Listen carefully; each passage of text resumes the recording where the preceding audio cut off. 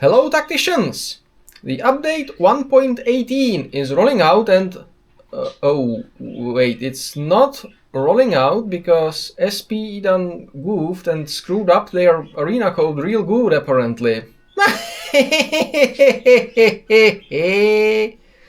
Yeah, so even though we still apparently have some time before the update rolls in, let's have a look at what it brings when it hopefully eventually does roll out. Ooh, machines of war. I wonder whether they'll be like a proper hero we can field, and does that mean a sixth man for some stages and modes, or whether they'll be there only as a support to use their ability sorta like the commanders in, for example, Advance Wars. Apparently, they'll be unlocked via a new type of event and will need consumable munitions, or ammo for short, I suppose, to use. Now, I wonder whether that will be something plentiful and uncapped, like the raid tickets, for example, or with a capped daily maximum, which replenishes every day, or something limited only for whales to buy and to dominate normal people. I hope the latter is not the case, Snowprint. Also, why are they supposedly allowed in some tournament types only? That's not gonna be confusing at all. Oh well, we'll see. Next, the new battle pass is Tiark. Okay, that's great for everyone who doesn't have him yet for their Raktard TA team. He's a menace there, an infiltrator with a reach of 6 via his active, and benefiting from the Yif. Oh well. We also get 2 more zones of the Elite Same Hand campaign, which is nice. 4 more requisitions, and possibly more nodes to farm rare materials in, and more one-time gold rewards that you should keep for a Saturday to double their value. Then the new HRE character is the World Eater's Escort the 8-fold, whatever that means, I have no idea who it is. Most likely a Psyker, right? Now, for the events. The next legendary release event is going to be Karn, as heavily speculated.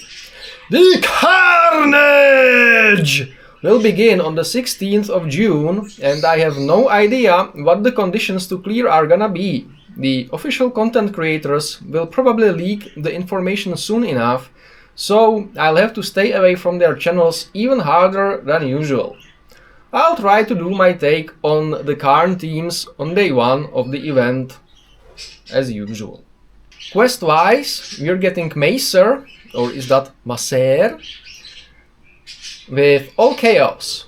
Looking forward to all the no damage taken and no healing stages with a hero who self-damages and revolves around taking damage to deal more damage, being the main star of the show. And Aleph with Necrons and Admex, which will be tough for me, I think, because Aleph is the only hero of those that are able to enter, which I have built above silvers. So yeah, the upcoming quests are gonna be interesting. Also, these events will be reshuffled a bit. At the first glance, it looks like the Guild Wars won't overlap with the tournament. Hallelujah, Snowprint! And the HRE should still have 1 TA within it for the extra energy from it, so that's functionally unchanged. Another new thing is an upcoming daily deal in the shop, which lets us convert raid tickets into energy.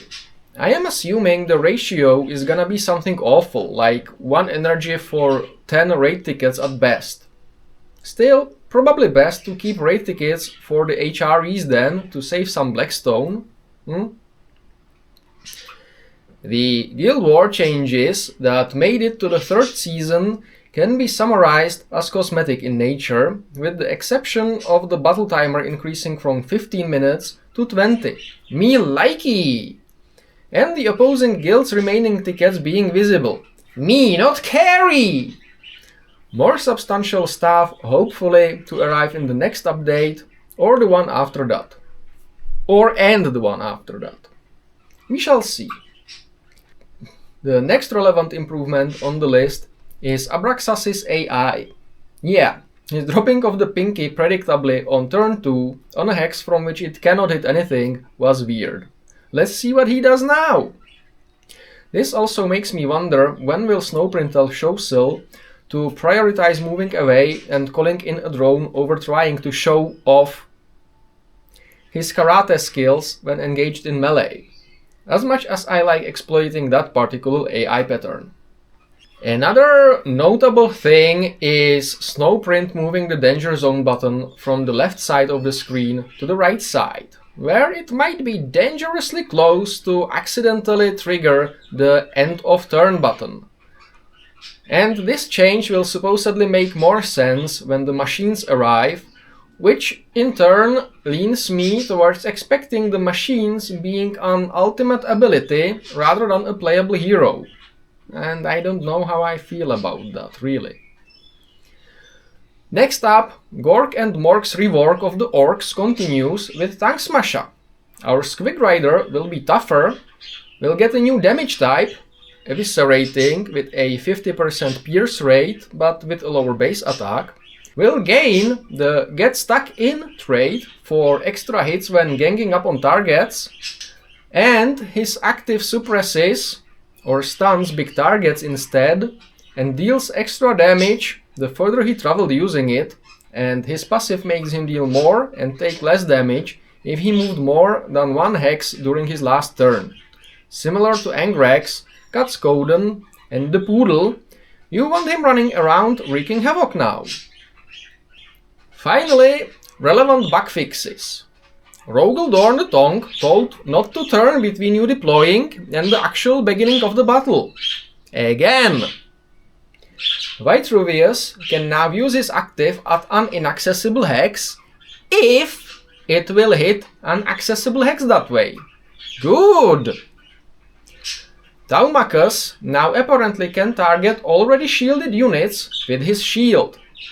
I don't know about this one, I used it not working during the last quest to my great advantage, I have to say. Yazagor's active is no longer broken by the allied Psyker getting blepped as a result of it.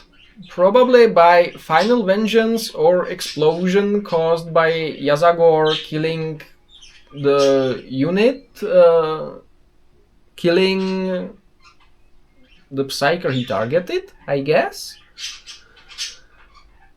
Serek's anti-Psyker field now correctly reduces Psyker's non-psychic damage as well, which is a shame. I relied a lot on bringing Tigurius to melee versus Serek.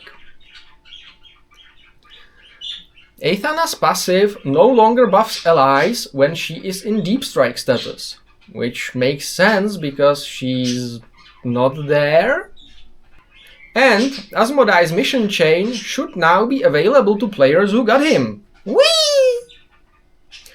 As a side note, there is no reminder that Typhus was supposed to be removed from the Rogue Trader and replaced with Shadow Sun, as was mentioned in the 1.17 update notes, which, well, makes me think, and I am reminding you of this here and now, just in case. And that's what I think is the meat of this update. Do you think I skipped anything important? Do let me know in the comments, or just complain for me blatantly bloating the length of the video for those precious extra seconds of your watch time. Like, dislike and subscribe as appropriate, or else. See you around, Tactician!